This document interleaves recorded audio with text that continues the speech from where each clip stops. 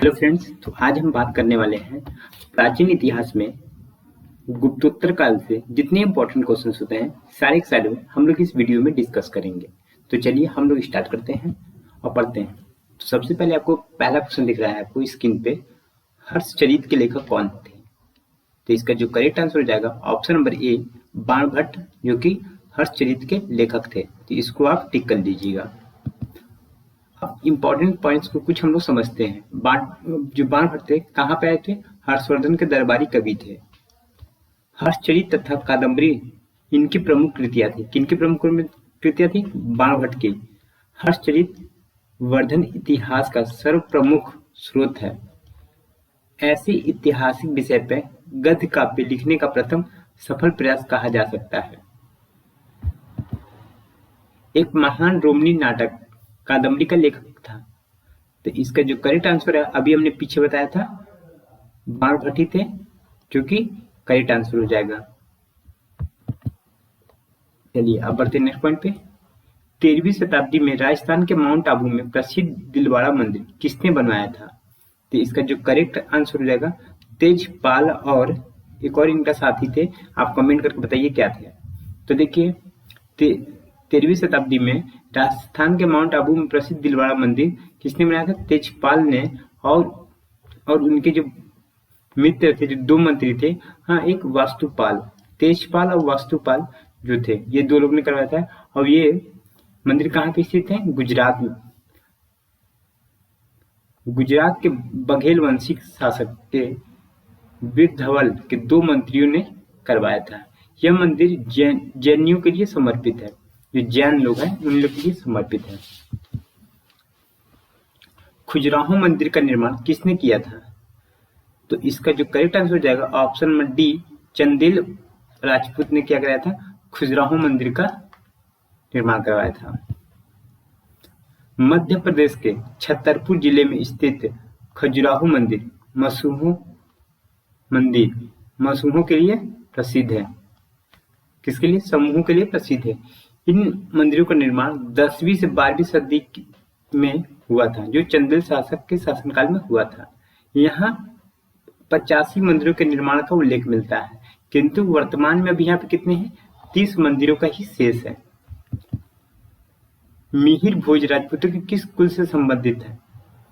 जो मिहिर भोज होता है ये किस कुल के संबंधित है? तो आप बताएंगे प्रतिहार। तो इसको आप टिक कर लीजिए। कुछ इंपॉर्टेंट पॉइंट्स को हम लोग समझते हैं। ऑप्शन ए है प्रतिहार था, ठीक है। रामभद्र का पुत्र और उत्तराधिकारी मिहिर भोज प्रथम प्रतिहार वंश का सर्वाधिक महत्वपूर्ण शासक हुआ था। इसने आदिवराह तथा प्रभास जैसी उपाधि धारण की थी, जो उसके द्वारा चलाए गए चांदी के द्रम सिक्कों पर अंकित है। यह भी इंपॉर्टेंट पॉइंट है, आप इसको भी पढ़ लीजिएगा। हेनसांग किसके शासनकाल के दौरान भारत आया था?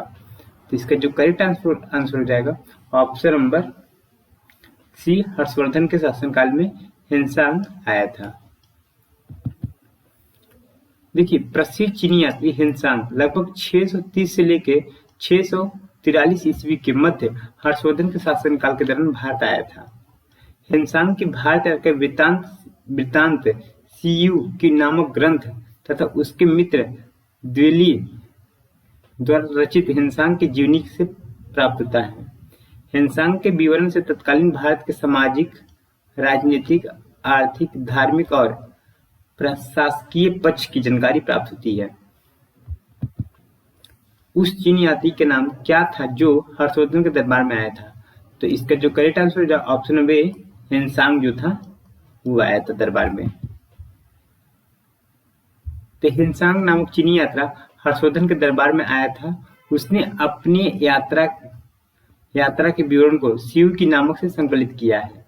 यह कन्नौज की धर्मसभा का अध्यक्ष था तथा उसने प्रयाग के छठे महामोक्ष परिषद में भाग लिया था। प्रिंस ऑफ पिलग्रिम्स नामक नाम किससे प्रदान किया गया था? प्रिंस ऑफ पिलग्रिम्स नाम किसे प्रदान किया गया था? तो आपको पता होना चाहिए, हेनसांग को प्रदान किया गया था। हर्ष के शासनकाल में भारत आए चीनी यात्री हेनसांग को प्रिंस ऑफ पिलग्रिम्स कहा जाता था हर्षवर्धन के समय में। चलिए अब हमको बात करना है निम्नलिखित मध्यकालीन यात्रियों को उनके देशों के साथ मिलान करना है। अच्छा, मार्को पोलो कहाँ के रहने वाला था? Marco Polo. तो अगर मार्को पोलो की बात करें हम लोग, तो मार्को पोलो आपका इटली के रहने वाला था। अच्छा, अब इबन बतूता कहाँ के रहने वाला था? इबन बतूता, तो इबन बतूता आपका रहने वाला था मोरक्को को। और एंटोनियो मोंसेरेट कहाँ के रहने वाला था? स्पेन के। तो मोहम्मद वली बाल्की कहाँ के रहने था? बल्ख से।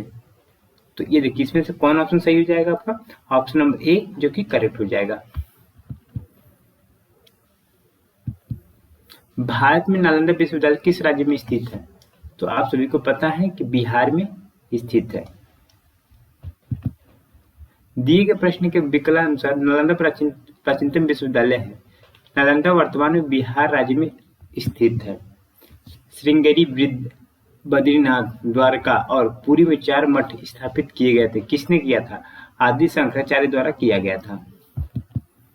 आदि शंकराचार्य ने देश की चारों दिशाओं, उत्तर में बद्रीनाथ किया, दक्षिण में श्रृंगेरी किया, पूर्व में पुरी किया तथा पश्चिम में द्वारका में प्रसिद्ध मठों का स्थापना किया। अद्वैत दर्शन के मुख्य प्रतिपादक कौन थे? इसका जो करेक्ट आंसर हो जाएगा ऑप्शन नंबर बी शंकराचार्य, जो कि करेक्ट आंसर हो जाएगा। अद्वैत दर्शन के मुख्य प्रतिपादक शंकराचार्य थे।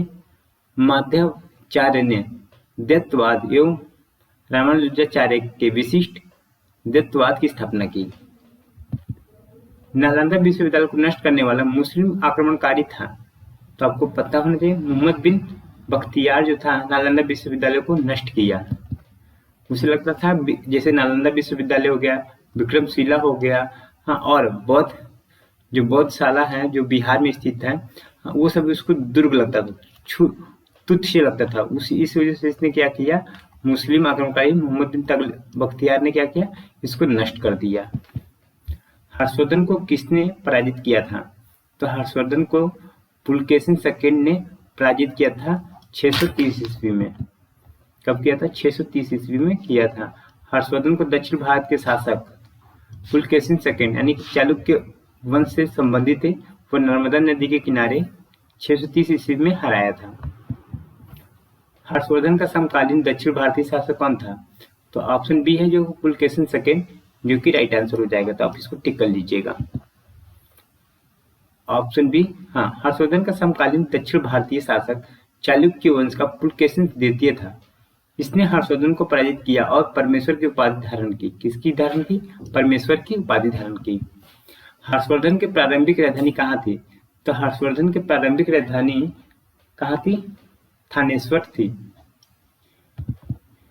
हर्षवर्धन की प्रारंभिक राजधानी थानेश्वर में थी।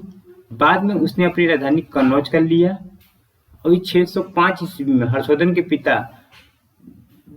प्रभाकर वर्धन की मृत्यु हो गई। 605 ईस्वी में हर्षवर्धन शासक बना और 606 ईस्वी में अपनी राजधानी कन्नौज बनाई। इस उपलक्ष्य में हर्षवर्धन ने संवत प्रारंभ किया। 738 ईस्वी में अरबों को पराजित किया था। इसका जो करेक्ट आंसर हो जाएगा ऑप्शन नंबर ए, प्रतिहारों ने पराजित किया था अरबों को। 738 ईस्वी में राजस्थान का युद्ध हुआ था। इस युद्ध में प्रतिहार राजा नागभट्ट प्रथम के नेतृत्व में राजपूतों का एक संघ बना था। राजपूतों के इस संघ के जुनैद इब्न अब्दुल रहमान अल मारी के नेतृत्व वाली अरब सेना को हराया था। कोणार्क मंदिर के देवता हैं, तो कौन है आपको पता होना चाहिए। ऑप्शन नंबर जो करेक्ट है सूर्यदेव कोणार्क मंदिर का देवता है। अच्छा, कोणार्क मंदिर सूर्य देवता है। इस मंदिर का निर्माण गंग राजा नरसिंह देव प्रथम ने करवाया था। तो इसको आपको याद रखना है। सांची का महान स्तूप है, तो कहाँ पे स्थित है? मध्य प्रदेश में सांची का महान स्तूप स्थित है। तो आपको इसको टिक कर लेना है। अब देखिए मध्य प्रदेश में सांची मध्य के रायसेन में स्थित है, रायसेन जिले में स्थित है। यहाँ स्तूपों की संख्या 3 है। सबसे बड़ा स्तूप महास्तूप है के नाम से प्रसिद्ध है। इस स्तूप को सम्राट अशोक ने बनवाया था। प्रारंभ में यह ईंट निर्मित था। तत्पश्चात शुंग शासकों द्वारा इसका विस्तार पाषाण शिलाओं से किया गया। स्तूप का व्यास लगभग 40 मीटर और ऊंचाई 16.50 मीटर है 16.50 मीटर है। इसके एक ओर जंगली एवं तोरण द्वारा आंध्र सातवाहन युग में बनाए गए। कलिंग शासक खारवेल के ने संरक्षण दिया। किसको संरक्षण दिया? इसका जो करेक्ट आंसर हो जाएगा ऑप्शन नंबर डी हो जाएगा, जैन धर्म को संरक्षण दिया। कलिंग की चेंदी वंश का सबसे प्रतापी शासक खारवेल था, जिसका झुकाव जैन धर्म के प्रति था। इसके द्वारा जैन लोगों को ग्राम दान दिए जाने पर अभिलेख क्या अभिलेखीय साक्ष्य हाथी गुफा अभिलेख से प्राप्त होता है। तो फ्रेंड्स, आपको वीडियो कैसा लगा? अगर आपको वीडियो अच्छा लगा तो चैनल को सब्सक्राइब कर लीजिएगा, बेल आइकन को प्रेस कर लीजिएगा और मैं आपसे यही कहूंगा कि वीडियो को शेयर ज़्यादा से ज़्यादा लोगों के पास करिएगा। फ्रेंड, मैं आपसे यही आशा करता हूं कि आप लोग जहां कहीं भी होंगे अच्छे होंगे, कुशल मंगल होंगे और हमारे वीडियो को जो भी डाउट हो फ्रेंड्स, अगर आपको कुछ भी नहीं समझ में आता है तो प्लीज़ करके आप कमेंट करके हमको जरूर बताइएगा। चाहे आपको वॉइस में दिक्कत होता है, किसी भी चीज़ में अगर आपको दिक्कत होता है तो आप हमको इन्फॉर्म करिएगा, ताकि मुझे पता चल सके कि आपको किस चीज़ में प्रॉब्लम है। अगर हम लोग को नहीं बताएंगे तो फ्रेंड्स हम लोग को कैसे पता चलेगा कि आपको क्या चीज़ में प्रॉब्लम नहीं है।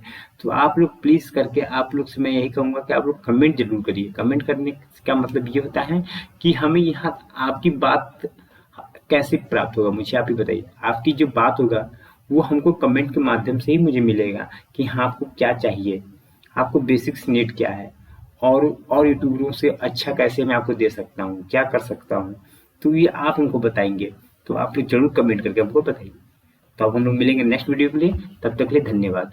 तो ये आपको बता दें कि ये आपका प्राचीन इतिहास खत्म हो गया। अब हम लोग कल से स्टार्ट करेंगे